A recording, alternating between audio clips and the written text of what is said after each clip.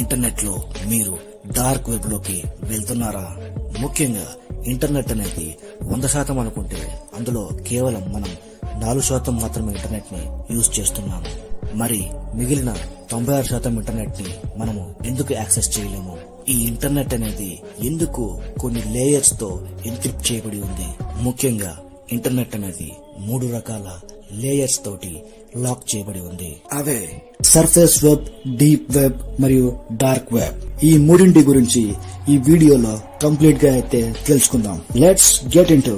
ఇందులో మొదటిది surface web. ఇది ఒక ఓపెన్ సోర్స్. దీని అర్థం మనం డైలీ యూజ్ చేసే యూట్యూబ్, ఫేస్బుక్, ట్విట్టర్ లాంటివి, వికీపీడియా లాంటి వెబ్సైట్స్ ని మనం ఈజీగా యాక్సెస్ చేయొచ్చు. ఈ సర్ఫేస్ వెబ్ ని ఎవరైనా యాక్సెస్ చేయొచ్చు. దీనికి ఎటువంటి రెస్ట్రిక్షన్స్ అనేవి ఉండవు.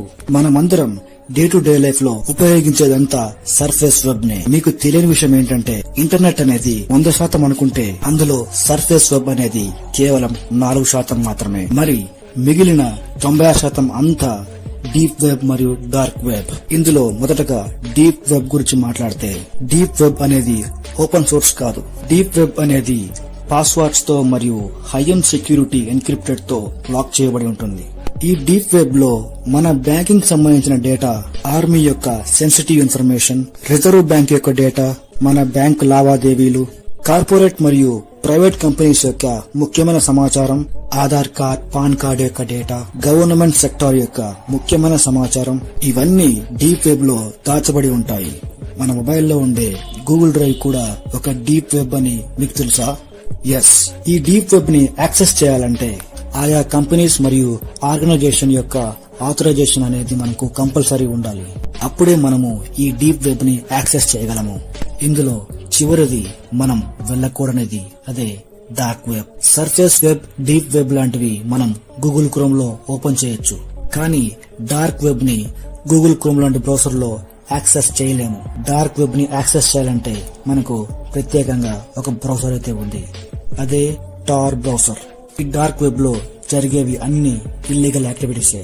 ముఖ్యంగా చైల్డ్ పోర్నోగ్రఫీ, డ్రగ్స్ అమ్మడం, గన్స్ కొనుక్కోవడం, ఫేక్ పాస్పోర్ట్స్ తయారు చేయడం, ఫేక్ స్టడీ సర్టిఫికెట్స్ తయారు చేయడం, ఇలాంటివన్నీ డార్క్ వెబ్ లో జరుగుతాయి. ముఖ్యంగా సిల్క్ రోడ్ అనే వెబ్సైట్ లో ఇలాంటి ఇల్లీగల్ యాక్టివిటీస్ అన్ని జరుగుతాయి. నార్మల్ గా గూగుల్ క్రోమ్ లాంటి బ్రౌజర్ లో ఒక వెబ్సైట్ .com, .org అనే డొమైన్స్ తో ఎండ్ అవుతుంది. కానీ ఈ టార్ అనే బ్రౌజర్ లో .onion అనే డొమైన్స్ తోటైతే ఎండ్ అవుతుంది.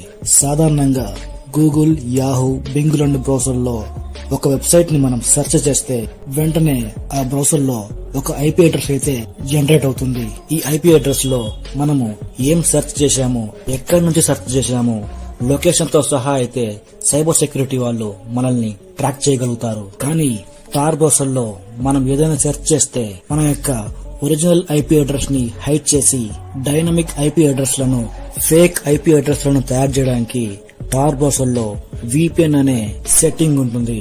విపిఎన్ అంటే విర్చువల్ ప్రైవేట్ నెట్వర్క్. ఈ విపిఎన్ అనేది నిమిషానికి ఐపీ అడ్రస్ లను మార్చడం వల్ల ఈ హ్యాకర్లను ట్రాక్ చేయడం చాలా కష్టమైనది. ఈ హ్యాకర్స్ కున్న మరొక పేరు అదే అనానిమస్. అనానిమస్ అంటే వీరి యొక్క ఐడి కానీ, పూర్తి పేరు గాని, మొబైల్ నెంబర్, ఈమెయిల్ ఐడి ఇలాంటివి అన్ని ఫేక్ డీటెయిల్స్ ఇచ్చి ఈ డార్క్ వెబ్ లోకి ఎంటర్ అవుతారు. వీరు చేసే ప్రతి పని అంతా అనానిమస్ గా ఉంటుంది. ఈ టార్ బ్రౌజర్ ని ఉపయోగించి డార్క్ వెబ్ లోకి వెళ్లే ఈ హ్యాకర్స్ ని పోలీస్ అండ్ సైబర్ క్రైమ్ వాళ్ళు ట్రాక్ చేయగలరా లేరా అంటే ట్రాక్ చేయగలుగుతారు. కానీ కొన్ని లేయర్స్ వరకు మాత్రమే ట్రాక్ చేయగలుగుతారు. అయితే ఎక్కువగా పోలీస్ వారు ఐఎస్పీ ప్రొవైడర్ ద్వారా హ్యాకర్స్ అయితే పట్టుకుంటారు. ఐఎస్పీ అంటే ఇంటర్నెట్ సర్వీస్ ప్రొవైడర్. మన మొబైల్లో ఉపయోగించే జియో, ఎయిర్టెల్, ఐడియా లాంటివి ఐఎస్పీ సర్వీస్ ప్రొవైడర్స్. ఇలా టెలికాం కంపెనీస్ నుంచి కొంతవరకు అయితే పట్టుకోగలుగుతారు. అయితే కొందరు hackers high encrypted premium VPNs అయితే వాడతారు. ఇటువంటి హ్యాకర్స్ ని పట్టుకోవడం అసాధ్యం. ఈ డార్క్ వెబ్ లో ఈ హ్యాకర్స్ గన్స్ మరియు డ్రగ్స్ లాంటివి ఎలా పర్చేస్ చేస్తారంటే బిట్ కాయిన్స్ రూపంలో పర్చేస్ చేస్తారు. ఈ బిట్ కాయిన్స్ ని హ్యాకర్స్ అనానిమస్ గా, అంటే వారి యొక్క కాన్ఫిడెన్షియల్ డేటా ఇవ్వకుండా ఫేక్ డెబిట్ కార్డ్స్ మరియు క్రెడిట్ కార్డ్స్ తో బిట్ కాయిన్స్ ని కొనగలుగుతారు. అయితే తెలిసి తెలియక డార్క్ వెబ్ లోకి వెళ్లి తెలియని లింక్స్ ని క్లిక్ చేస్తూ ఓపెన్ చేస్తున్నారా? ఒకవేళ ఆ లింక్ మలీషియస్ వైరస్ తో ఇంజెక్ట్ అయి ఉంటే మీరు ఉపయోగించే మొబైల్లోని పర్సనల్ డేటా మొత్తం లీక్ అవుతుంది. అంటే మీ డివైస్ కంట్రోల్ మొత్తం హ్యాకర్ చేతిలోకి వెళ్ళిపోతుంది. అందుకే మనం కూడా ఇంటర్నెట్ లో అనానిమస్ గా ఉండడం నేర్చుకోవాలి. ఎప్పుడు మన పర్సనల్ డేటాని తెలియని వెబ్సైట్లకు మన డేటాని ఇవ్వకూడదు.